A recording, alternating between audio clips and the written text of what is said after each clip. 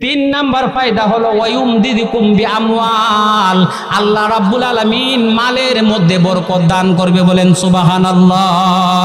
কিসের মধ্যে বরকত দান করবে? মালের মধ্যে বরকত দান করবে। ও মুসলমান রে, আপনি যেই মাল ইনকাম করেন না কেন, আপনার মালের মধ্যে গায়েবী ভাবে আল্লাহ বরকত দান করে দিবে। আপনার মালে এত বরকত দিবে, আপনি যেই সেক্টরে আপনার মাল কাজে লাগান না কেন, আপনি যদি ইস্তেগফার পাঠ করতে পারেন, অবশ্যই অবশ্যই আপনার মালের মধ্যে আমার আল্লাহ বরকত ঢেলে দিবে। কিন্তু এই দোকানদার ভাই, তুমি সারাদিন দোকানদারি করতেছো, তোমার তো সুযোগ আছে, তুমি একবার আস্তাগফিরুল্লাহ, কয়েকবার আস্তাগফিরুল্লাহ আস্তাগফিরুল্লাহ পাঠ করো। ও রিকশাওয়ালা ভাই, তোমারও তো সুযোগ আছে, তুমিও তো ইস্তেগফার পাঠ করতে পারো। ও মা, ও বোন, তুমি তো রান্না করতেছো, ইচ্ছা করলে তুমি আস্তাগফিরুল্লাহ পড়তে পারো। আমার মায়ার নবী বলেন, তুমি যদি আস্তাগফিরুল্লাহ পাঠ করো, ঘরের মধ্যে থাকা অবস্থায় আমার আল্লাহ তোমার মালের মধ্যে বরকত ঢেলে দিবে। এমন জায়গা থেকে তোমার রিজিকের ব্যবস্থা করবে, যেই রিজিকের কথা তুমি কল্পনাও করতে পারবা না।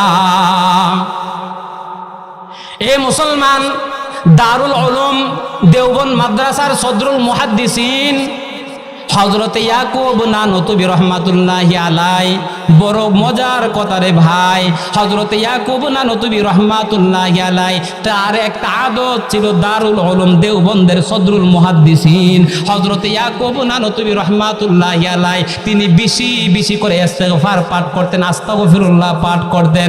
দারুল উলুম দেওবন্দ মাদ্রাসার মুহাদ্দিস সদরুল মুহাদ্দিসিন হযরত ইয়াকুব নানতুবি রহমাতুল্লাহি আলাই, তার কি যেন মনে হয়েছে, হঠাৎ করে তিনি একবার বলতেছে, আল্লাহ আমাকে 3 লাখ টাকার ব্যবস্থা করে দেন, 3 লাখ টাকার ব্যবস্থা করে দেন। ও মুসলমান রে, ওই সদরুল মুহাদ্দিস যখন আল্লাহর কাছে দোয়া করলো, দোয়া করতে করতে তার ঘুম এসে গেল, তাই তন্দ্রা এসে গেল। যখন রাতের বেলা ঘুমায়, দারুল উলুম দেওবন্দ মাদ্রাসার মুহাদ্দিস হযরত ইয়াকুব নানতুবি রহমাতুল্লাহি আলাই যখন রাতের বেলা ঘুমায়, ঘুমানোর পর তিনি দেখতেছে তিনি কি যেন একটা বালাখানার ভিতরে প্রবেশ করেছে। এমন বালাখানা গোটা পৃথিবীর মধ্যে হতে পারে না, এত সুন্দর বালাখানা যেখানে ফুল ফলের কোনো অভাব নাই, এমন কোন নিয়ামত যে নিয়ামত এই বালাখানার ভিতরে নাই। হযরত ইয়াকুব নানতুবি রহমাতুল্লাহি আলাই বলেন, আমি যখন ওই বালাখানার ভিতরে ঢুকলাম, ঢুকার পরে দেখতে পাইলাম বিশাল বড় একটা অট্টালিকা দেখা যায়, একটা বিল্ডিং দেখা যায়। ওই বিল্ডিং এর সামনে যখন আমি দাঁড়াইলাম, দাঁড়ানোর পর প্রহরীকে জিজ্ঞাসা করলাম, এ প্রহরী, ওই বিল্ডিং এর মালিককে আমি জানতে চাই। এবার প্রহরী ডাক দিয়ে বলে, হযরত, এই বিল্ডিং এর মালিক হলো দারুল উলুম দেওবন্দ মাদ্রাসার সদরুল মুহাদ্দিসিন হযরত ইয়াকুব নানতুবি রহমাতুল্লাহি আলাই। এবার ইয়াকুব নানতুবি রহমাতুল্লাহি আলাই বলেন, আমাকে যখন বলা হলো এই বিল্ডিং এর মালিক আমি, তখন তো বিল্ডিংটার প্রতি আমার আকর্ষণ বাড়ছে না কমছে? হ্যাঁ, বাড়ছে। উলামায়ে দেওবন্দ কারে একটু ভালো করে শুনুন, ভালো করে বুঝে রাখুন। উলামায়ে দেওবন্দ কাকে বলা হয় এখান থেকে বুঝতে পারবেন। এবার ইয়াকুব নানতুবি রহমাতুল্লাহি আলাই এবার যখন বিল্ডিং এর কাছাকাছি গেল, যাওয়ার পরে দেখতে পাইল বিল্ডিং এর সামনে থেকে একটা ইটা নাই। কি নাই? সামনে থেকে একটা ইট নাই। এবার বলেন তো, কোন ব্যক্তির চেহারা দেখতে অনেক সুন্দর, অনেক সুন্দর, কিন্তু তার সামনের একটা দাঁত নাই, দেখতে ভালো দেখা যাইব? হ্যাঁ, ভালো না। কারণ আলেম ওলামারা সাদা পাঞ্জাবি ব্যবহার করে। এখন যদি কোনো পাঞ্জাবির সামনে থেকে সামনের অংশের মধ্যে একটা আলকার তার দাগ থাকে, আচ্ছা বলেন তো আপনার চোখটা কোন দিকে যাবে? হ্যাঁ, গোটা পাঞ্জাবি যে সাদা তার দিকে কিন্তু যাবে না, বারবার আপনার চোখ যাবে ওই আলকার তার দিকে। কেন? কারণ সাদা কাপড়ের মধ্যে একটু দাগ দেখতে বালা দেখা যাবে না, অনেক খারাপ লাগবে, খারাপ লাগবে। ও মুসলমান রে, ওই ইয়াকুব নানতুবি রহমাতুল্লাহি আলাই বলেন, আমি লক্ষ্য করে দেখলাম ওই বালাখানার সামনের দিকটা একটা ইটা নাই। এবার আমি জিজ্ঞাসা করলাম কি ব্যাপার, ওই বালাখানার সামনের দিকটা ইটা নাই কেন? এবার প্রহরীরা ডাক দিয়ে বলো, হযরত কেন ইটা নাই জানেননি?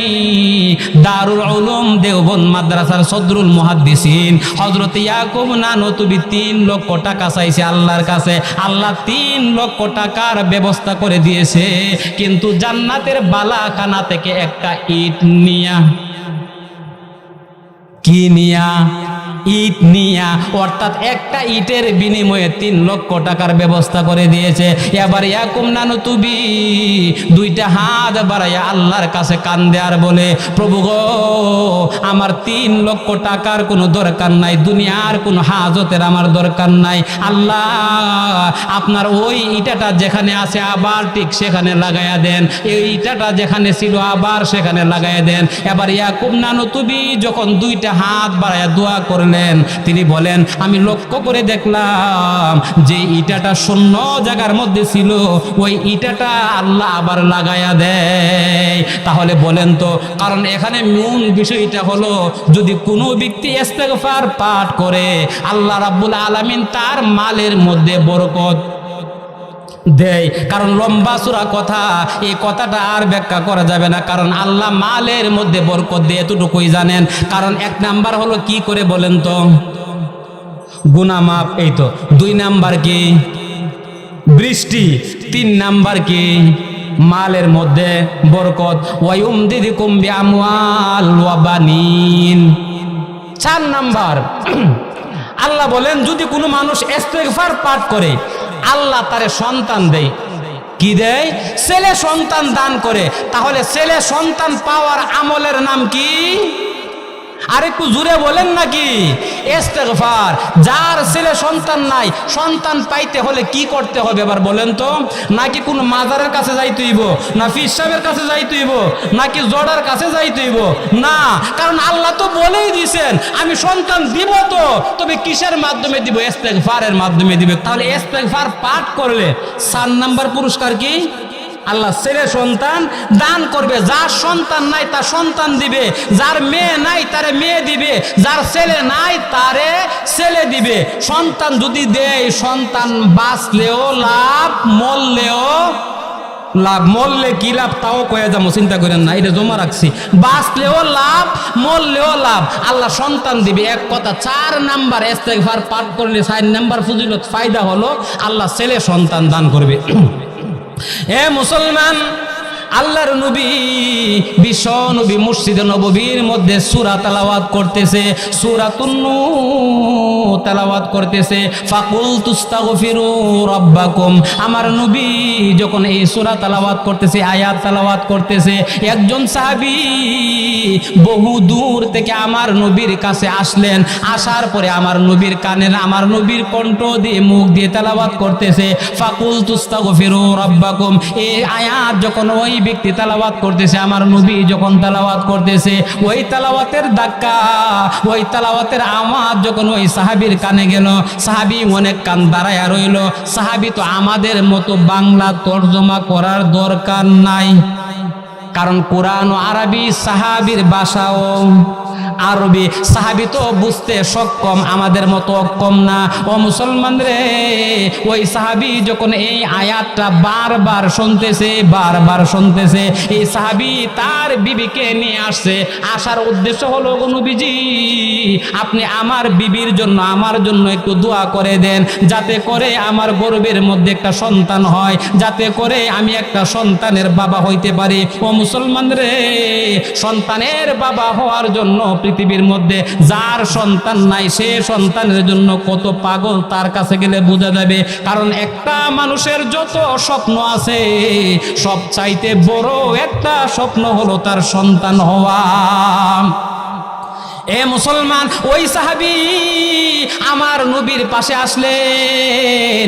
আসার পরে আমার নবী বারবার তেলাওয়াত করতেছে ইস্তেগফারের আয়াত। আমার নবী ইস্তেগফারের আয়াত শোনার পরে ওই সাহাবী আর দাঁড়াইলেন না, না দাঁড়ায় বলতেছে আমি এবার চলে যাই। এবার সাহাবী যখন সুদূর বাড়ির দিকে রওনা হয়েছে, কারণ আমার নবী তেলাওয়াত করতেছে ফাকুলতুস্তাগফিরু রাব্বাকুম ইন্নাহু কানা গাফফারা ইরসিলিস সামা আলাইকুম মিদরারা ওয়া ইউমদিদুকুম বিআমওয়ালি ওয়া বানিন। আমার নবী বারবার এই আয়াত তেলাওয়াত করতেছে, ইস্তেগফার পাঠ করে আল্লাহ সন্তান দিয়ে দিবে। আমার নবী যখন এই আয়াত তেলাওয়াত করতেছে, সাহাবী বলল আমার কাজ হয়ে গেছে, আমার কাজ হয়ে গেছে, আমার আর থাকার দরকার নাই। ওই সাহাবী যখন বাড়ির মধ্যে গেল, যাওয়ার পরে ওই দিনই তার স্ত্রীর সঙ্গে সাক্ষাৎ। আল্লাহ রাব্বুল আলামিন তার বিবির গর্ভের মধ্যে সন্তান দিয়া দিছে। সন্তান একটা নয়, ওই সাহাবীর ঘরে একাধারে 10 বছরে 10টা সন্তান হয়েছে। সন্তান হওয়ার পর এই সাহাবী এবার চিন্তা করতেছে আমার সন্তানকে নিয়ে তো আমার নবীর দরবারের কাছে যাইতে হবে, আমার নবীর কাছ থেকে দোয়া নিতে হবে। এবার সাহাবীর সমস্ত সন্তান নিয়ে আমার নবীর কাছে হাজির হয়ে গেছে। হাজির হওয়ার পর আমার নবীকে ডাক দিয়ে বলে ইয়া রাসূলুল্লাহ, আমি লক্ষ্য করে দেখেছি আপনি যখন এই আয়াতটা তেলাওয়াত করতেছেন, আপনি ইস্তেগফারের আয়াত পড়লে আল্লাহ সন্তান দিয়ে দিব আপনি বলছেন। ওগো নবীজি, আমি আর দেরি করি নাই, আমি তো তখনই আমার বিবিকে গিয়ে বললাম বিবি রে, আমার নবী বলছেন তুমি যদি ইস্তেগফার পাঠ করো রে বিবি, আল্লাহ সন্তান দান করে দিবি রে বিবি।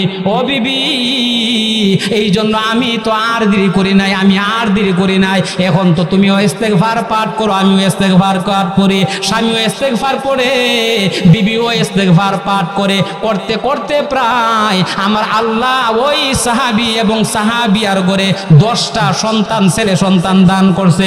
সন্তান নিয়ে যখন আমার নবীর দরবারে আসলো, আসার পরে বলল নবী গো, আমার সন্তানদের মাথার মধ্যে একটু হাত দেন না গো নবী। আবার নবীকে বারবার সাহাবী বলে নবী গো, আজ থেকে 10 বছর আগে আসছিলাম আপনার কাছে দোয়া নেওয়ার জন্য, আপনি যেহেতু পড়তেছেন ইস্তেগফারের আয়াত আর আপনার কাছে বলি নাই গো নবী, আমিও গিয়া ইস্তেগফার পাঠ করা শুরু করলাম। দেখেন না, ইস্তেগফারের কারণে আমার আল্লাহ আমার ঘরের মধ্যে এমন বরকত দিয়া দিছে, বলেন সুবহানাল্লাহ। ইস্তেগফার পাঠ করলে 4 নাম্বার ফজিলত কি বলেন তো ভাই? ওই মুরব্বী কনা, মুরব্বী আমার তো ওই তুই না, আমি কুমুকির লেগে। আরে বলেন না কি দিব? সন্তান দান করব।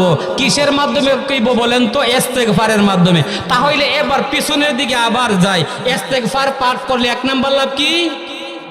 গুনাহ মাফ, এই তো না। 2 নাম্বার লাভ কি? বৃষ্টি দান। 3 নাম্বার লাভ কি? মালের মধ্যে বরকত। 4 নাম্বার লাভ কি?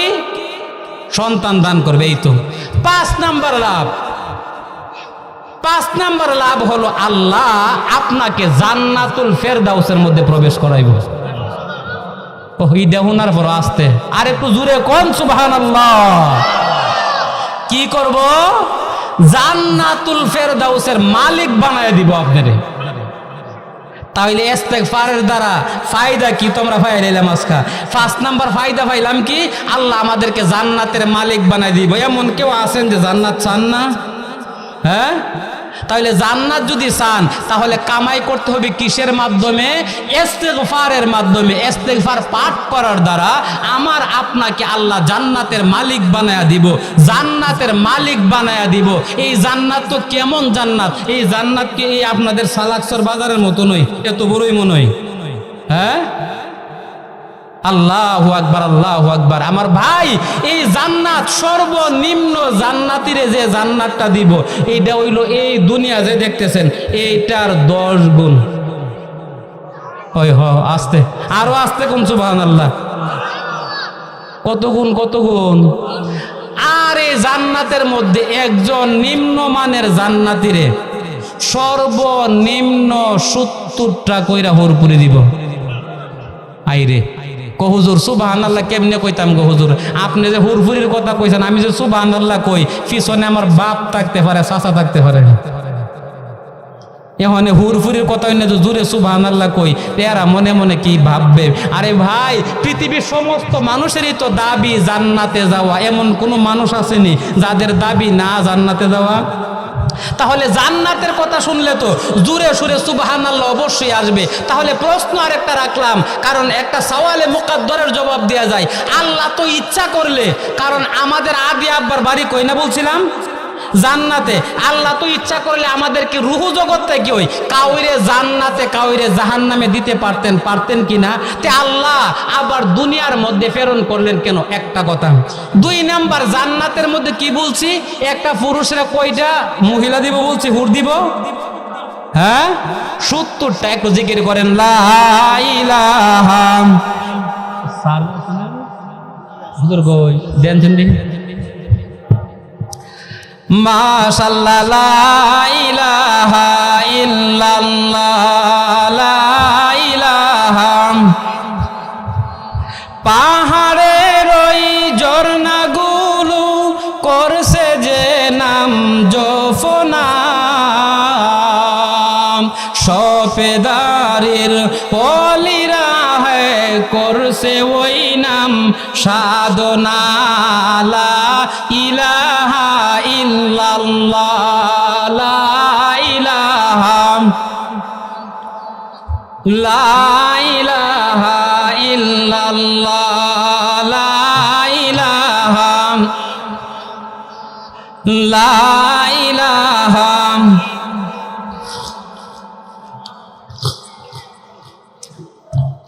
লা ইলাহা ইল্লাল্লাহু মুহাম্মাদুর রাসূলুল্লাহ। বলতেছিলাম কি, একটা সওয়ালে মুকাদ্দারের জবাব, কারণ আমাদের আদি আব্বার বাড়ি কইছিল জান্নাতে। আপনারা কি চইলা যাইবেন? এখানে আলোচনার মেন মজাটা রয়ে গেছে, কারণ আদি আব্বার বাড়ি ছিল জান্নাতে। তা আল্লাহ তো ইচ্ছা করলে আমাদেরকে রুহু জগৎ থেকে কাউরে জান্নাতে কাউরে জাহান্নামে দিতে পারতেন কিনা? হ্যাঁ, কারণ ইচ্ছা করলে তো আল্লাহ রুহু জগৎ থেকে হয়তো কাউরে জান্নাতে দিব, নয়তো কাউরে জাহান্নামে দিব।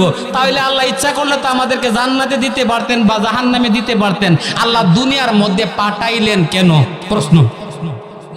এ মুসলমান, কারণ আল্লাহ রুহু জগতের মধ্যে যারা আমরা উপস্থিত আছি, এমনকি যারা চলে গেছে, ভবিষ্যতেও যারা আসবে, তাদেরকে আমার আল্লাহ রুহু জগতের মধ্যে জিজ্ঞাসা করছে, আলাস্তু বিরাব্বিকুম, আমি কি তোমাদের রব নয়? পৃথিবীর সমস্ত রুহুরা আমার আল্লাহর কাছে জবাব দিছে, কালু বালা, হ্যাঁ আপনি আমাদের প্রভু।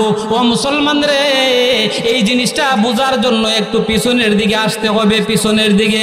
কারণ একজন শিক্ষক কলেজের মধ্যে ঢুকছে, ঢুকার পরে ছাত্রদেরকে জিজ্ঞাসা করলো, বলো তো বাংলাদেশ কত সালে স্বাধীন হয়েছে? কারে জিজ্ঞাসা করতেছে?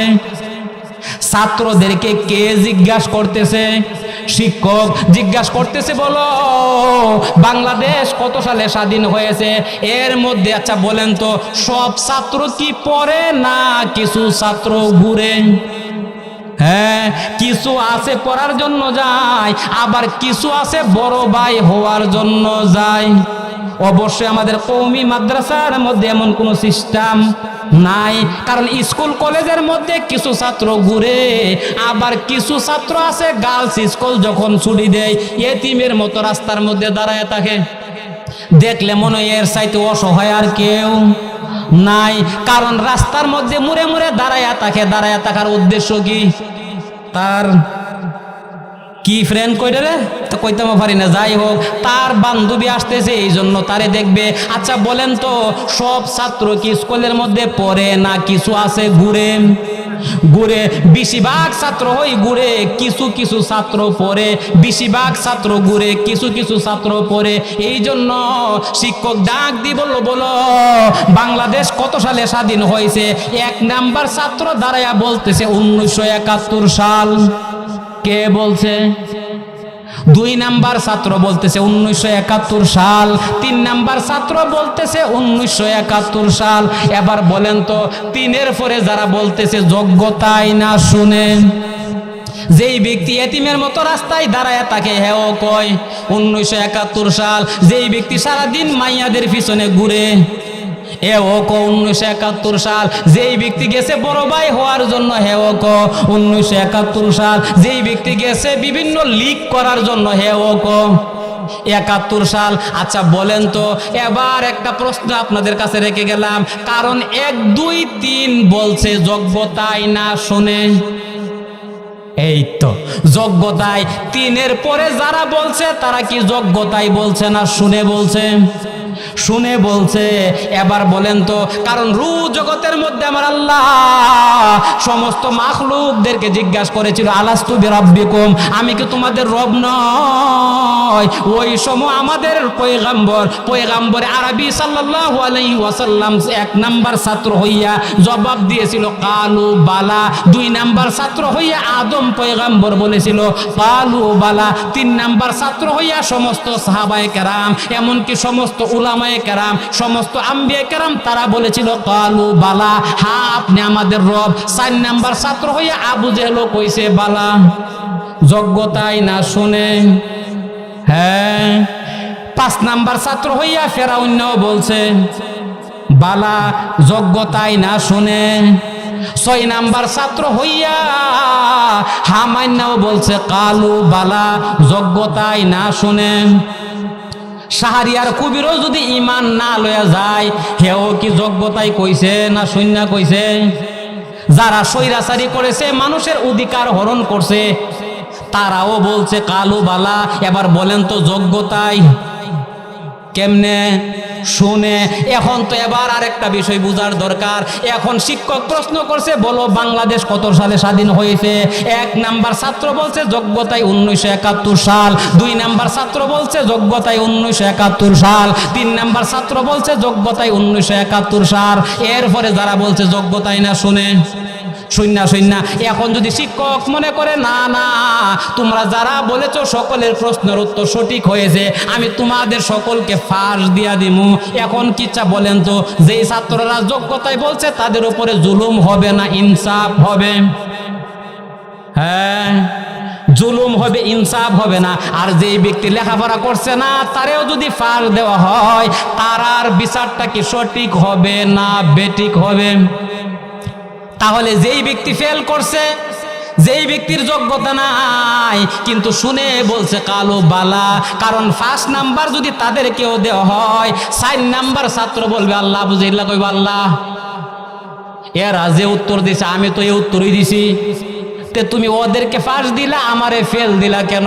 আল্লাহ বলেন, হে মুসলমান, হে আমার বান্দারা, আমি আল্লাহ কারো প্রশ্নের সম্মুখীন হতে চাই না, এই জন্য আমি আল্লাহ দুনিয়া নামক পরীক্ষার হলের মধ্যে তোমাদেরকে প্রেরণ করলাম। এবার বুঝছেন দুনিয়াতে কেন আইছেন? কারণ গোটা দুনিয়াটা একটা পরীক্ষার হল। গোটা দুনিয়াটা কি পরীক্ষার হল। কারণ পরীক্ষার হলের মধ্যে যাই ঢুকে কিভাবে? শূন্য হাতে। বাইর হই কিভাবে? শূন্য হাতে। কারণ আমরা যখন দুনিয়ার মধ্যে আসছিলাম, এখানে মনে হয় আমার সময় খেতাব আলী সবাই আনছিলেন তো, হ্যাঁ, কিভাবে আইছিলেন? শূন্য হাতে। আবার যাবেন কিভাবে? মনে হয় যাওয়ার সময় কিছু টাকা পয়সা নেবেন, আজরাইলে দেউন লাগতো না, ফেরেশতারা দিতেন না? তাহলে আসছেনও শূন্য হাতে, যাবেনও শূন্য হাতে। মধ্যস্থলে যে আপনি আছেন, এটা কোথায় আছেন বলেন তো? পরীক্ষার হলে। এবার পরীক্ষার হলের মধ্যে আবার আরেকটা কথা বলি, কোন ছাত্র পরীক্ষার হলের মধ্যে ঢুকছে, ঢুকার পরে শিক্ষককে অঙ্ক দিছে যে কুদ্দুস আলী 15 আর 15 কত লেখো, লেখলে 35 নাম্বার দিব। কত নাম্বার? এখন এই সুরতালে জীবনে পড়ার নামের খবর নাই, 15 আর 15 40 লেখছে। কত লেখছে? 40 লেখছে। তো এখন আপনারা বলেন তো, যদি কোনো ছাত্র পরীক্ষার হলের মধ্যে 15 আর 15 40 লেখে, আদৌ পর্যন্ত কোনো শিক্ষক কইছেন ওই বলদের করে বলদ তুই 15 15 40 লেখস কি লিখা, তুই 30 লিখবে, এমন কথা কোনো শিক্ষককে কয়নি? কেন কয় না? কারণ না করার পিছনে মেইন কারণ হইল পরীক্ষার হল এটা এমন একটা জায়গা যেখানে ভুল করলেও দড়াইয়া দেওয়া হয় না। এখানে যদিও সব কিছু আল্লাহর, একটা জিনিস আছে, কারণ পরীক্ষার হলের মধ্যে সব কিছু যদিও শিক্ষকের, একটা জিনিস ছাত্রর আছে, তার নাম হলো স্বাধীনতা। কি আছে? ছাত্রের একটা জিনিস আছে, তার নাম কি? স্বাধীনতা। তো তোমার স্বাধীনতা দিলাম, তুমি যা মনে চাও তাই লেখো। ঠিক তদ্রুপ ভাবে আল্লাহ আমাদেরকে দুনিয়ার মধ্যে পাঠাইয়া স্বাধীনতা দিছে। ইচ্ছা করলে আকামের হেডমাস্টার হইতাম পারুম, ইচ্ছা করলে 5 ওয়াক্ত নামাজও পড়তে পারুম। তুমি যদি আকামের হেডমাস্টার হও, আল্লাহ তোমারে গাড় ধইরা কইব না, ওই সুরতালি তুই আকাম করস কি লিগে? আজ পর্যন্ত কাউরে কইছি নিও, কয় না। কারণ কি? কারণ স্বাধীনতা দিছে, যা মনে চা তাই তুই করগা। কিন্তু স্বাধীনতা যে দিছে, একটা কথা মনে রাখবেন, গুড়ি যখন আকাশের মধ্যে উড়ে, যখন কয়েক মাইল দূরে চলে যায়, লেজ দা বাইরে দেয়ার কয় মালিক তুমি আমারে জীবন আর ধরতা না। কি ক তুমি আমারে জীবনও ধরতা না। যখন সন্ধ্যা হয়, মালিক যখন টানতে টানতে টানতে টানতে হাতের মধ্যে নিয়ে আসে, নিরুপায় হয়ে যা। ও মুসলমান, একটা কথা মনে রাখবেন, দুনিয়ার মধ্যে যতটুকু সময় আল্লাহ দান করছে, যতটুকু কামাই আল্লাহ দান করছে, সবই আল্লাহর দেওয়া একটা আমানত আপনার উপরে। কার দেওয়া? আল্লাহর দেওয়া একটা আমানত। একটু জিকির করেন লা ইলাহা